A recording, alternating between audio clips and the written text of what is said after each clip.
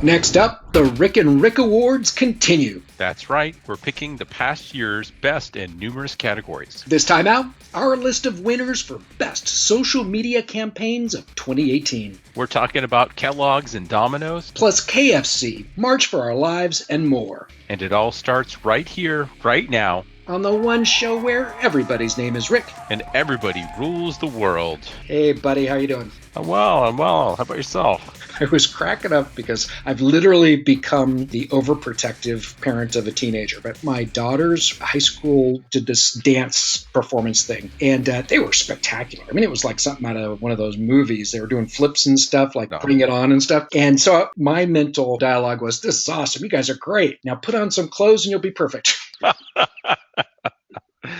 That's a dad. That's a dad. Yeah, and what was so funny is nothing was inappropriate about how they were dressed. Literally, they were perfectly fine. It's just that I could have used them to have a little bit more on, just to make sure the boys in the audience weren't able to even think about anything.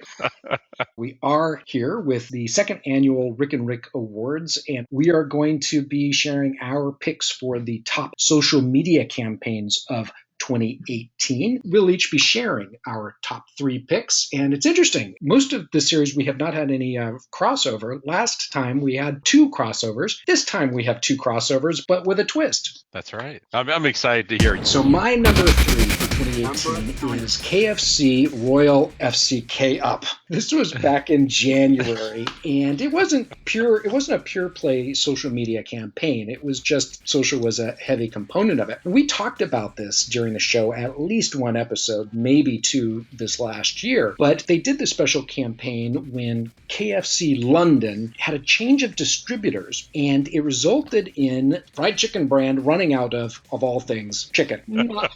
Not a good situation. But what was so spectacular about this is the way they handled it. So they launched this integrated campaign with print ads and outdoor ads that showed the famous KFC bucket, and it had the KFC letters, but they were rearranged to spell FCK. And, this was print, outdoor, and social, and they were apologizing for this royal cluck up and promising to get things right. And as you know, Rick, I love this campaign, and I'm giving it my Rick and Rick Award in social this year. Less for what was in social media. It was more for what they were doing, but this blew up in social media. It's more about the reaction to this campaign. In fact, I saw a chart. The negative social media sentiment spiked for them when they ran out of chicken. Go figure.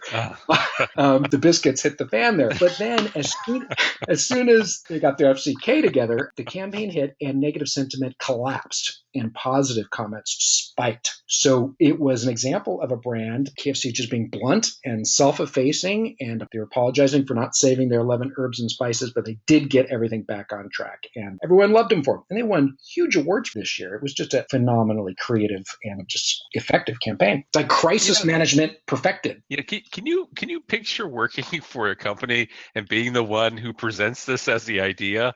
Hey, I know we screwed up, but why don't we just go out and say we effed up? I mean, seriously. Yeah.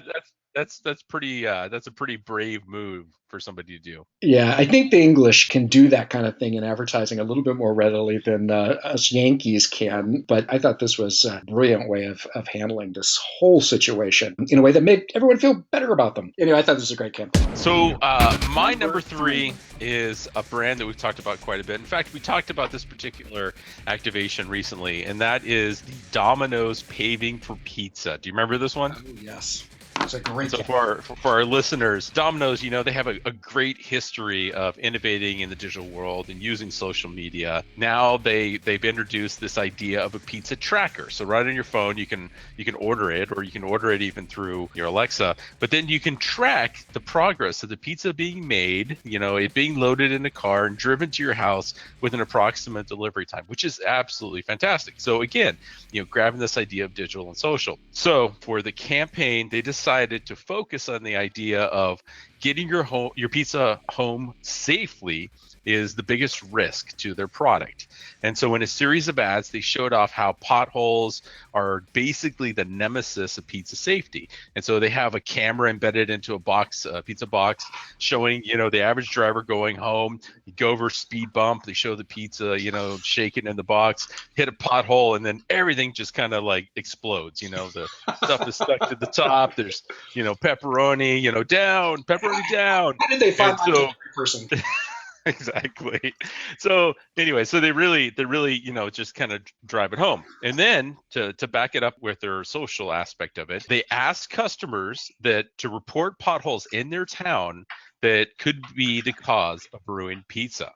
And then they selected a few of these. In fact, I looked it up. There are actually 25 different states that they currently have projects going with, and they paid to have the streets repaired and then branded Domino's Pizza on top of the patch. And of course, the campaign went viral. A number of people, just started, telling them about the potholes. Like I said, there are up to 25 states right now that are doing it. And in fact, the funny one, and I saw several examples of this, the local governments even encouraged the people living in their area to report the potholes so that they could get the money from Domino's to go fix the potholes, which is just genius. I just love how these things kind of take a life of their own and run away with it. Anyway, so for creating this idea of solving a real world problem, something we all really care about, getting our pizza home safely and fixing our roads, I'm giving number 3 to Domino's Pizza. Yes, fantastic choice. This is my number 2 choice this year.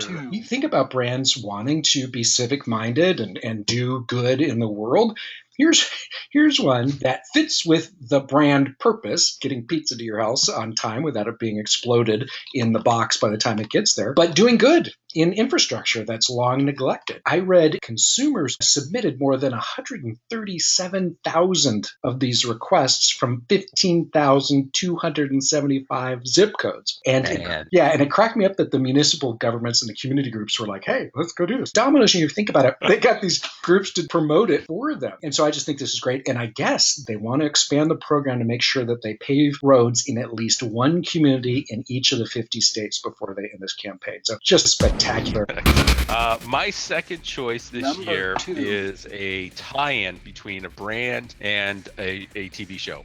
And we talked about the Stranger Things TV show. We went through episode by episode and reviewed it on the show. Rick and I are in love with Stranger Things. We think it's a fantastic show, not just because it takes us down memory lane. Well, if there's one thing you'll remember from the show, it's that Eleven in several scenes can be seen eating, stealing, cooking, or what have you, Eggo waffles. And so with the second season quickly approaching in the beginning of the year, Eggo's is like, hey, let's actually promote this. And through a whole series of different social media posts, they started showing, Eleven eating Eggo's from a box, and below it has the text, you're not the only one. And in another one, they show an upside down plate of waffles and the syrup kind of like, like an orb, coming up and, flowing over the waffles.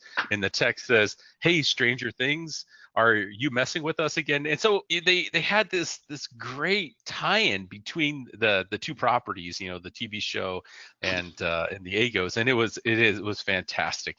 And I have to say, this is probably one of my favorite kind of joint opportunistic campaigns since the Oreo tie-in with the Got Milk campaign of many years ago.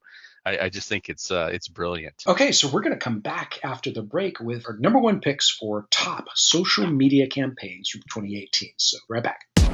Hey, Rick and Rick Nation, don't forget to check out our website at rickandrick.com. It's double the Rick in just one click at rickandrick.com.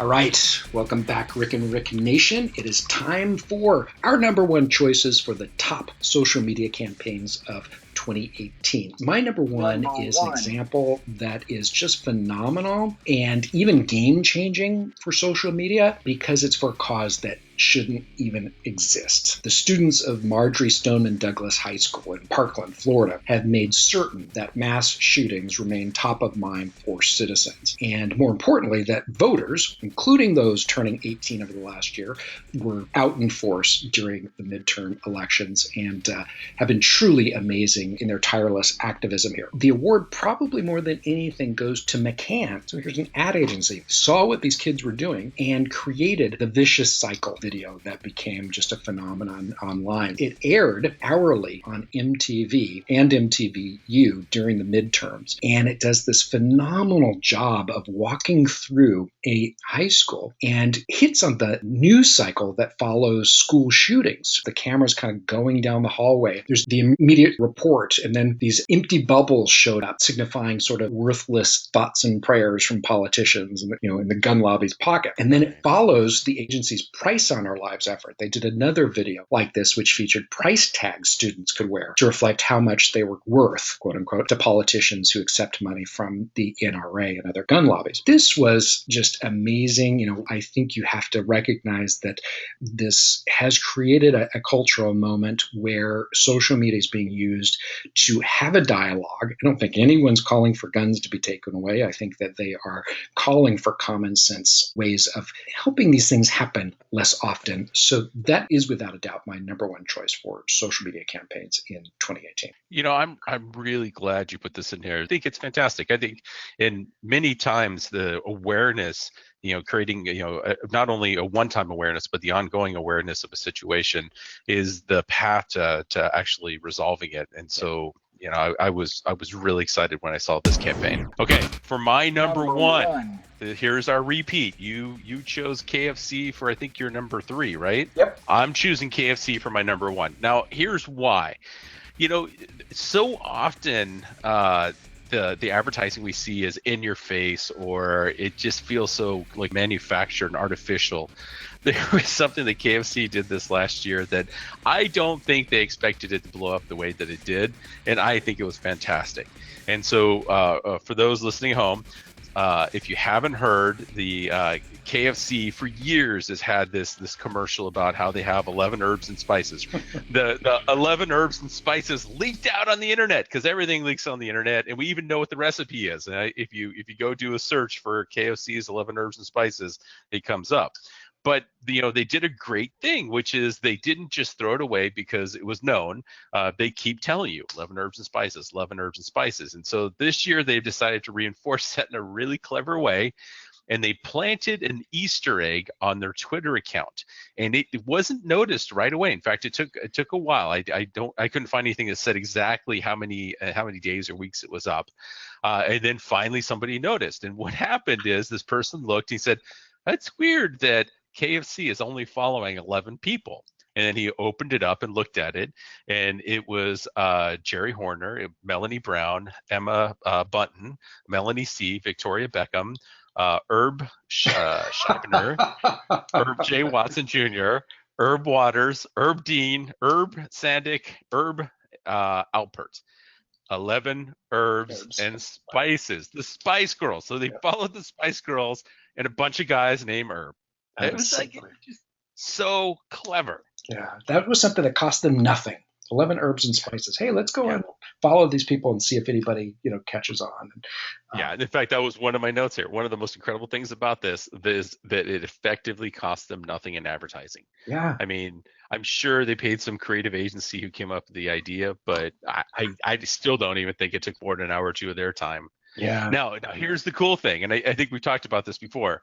As a reward to the guy who found the Easter egg, KFC commissioned a painting of him. His name is like Edgett or something like that. They commissioned a painting of him, right? Which is funny enough in its own, of him riding on Colonel Sanders' back. Wow. With the drumstick in his hand like it was a sword. How weird. I think that they're smoking those 11 herbs and spices over there. I mean, clearly somebody was doing something, smoking something when they said, yeah, let's do a painting of the guy. So Rick, I got to tell you a story. So I'm talking with one of the folks that work with me up in the Toronto office. I mentioned to you before we have a Toronto office, right? Yeah, I think so. I've been up there a couple times, and so I'm talking to them this morning, and they told me two things which are really interesting. The first of all, that it was negative 20 degrees Celsius, and that literally the water was freezing in the toilets. Oh my gosh! It's like crazy cold there. And then the second thing is apparently that my team and the teams I work with up in Toronto discovered our podcast last week. Awesome. And we're playing them back to back last week. Awesome. And so apparently the ASMR episode that was yours was a big fan favorite. I love Team Toronto. That's right.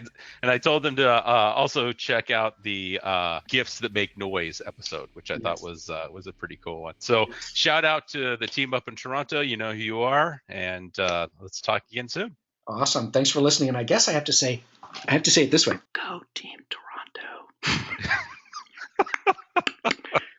You rock. Just to be in the spirit of ASMR. That's right. There's some listener that's listening to this episode for the first time listening to Rick and Rick going, what the hell are these people talking about? Anyway, thank you, Team Toronto, and thank you, everybody, for tuning in to this episode. Come on back and always listen to the one show where everybody's name is Rick and everybody rules the world.